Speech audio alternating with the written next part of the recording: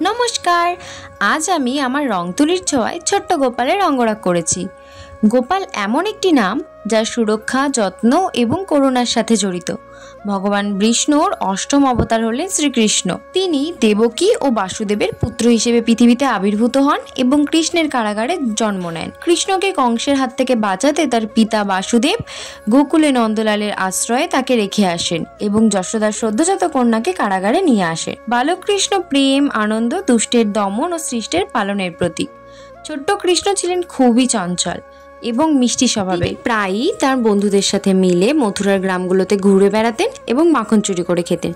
যদিও গোপীরা এতে বিরক্ত হতেন, তবুও তারা কৃষ্ণের মিষ্টি ব্যবহার আর দুষ্টুমিতে মুগ্ধ হতেন। এইবার বলি, তুমি যেই ঠাকুরেরই অঙ্গরাগ করো না কেন, ঠাকুর নিজে না চাইলে কখনোই তোমার হাত থেকে কিছুতেই হবে না। আমরা তো শুধু উপলক্ষ মাত্র। এবার বলো কেমন হয়েছে? যাওয়ার আগে রাধে রাধে বলে যেতে ভুলো না কিন্তু।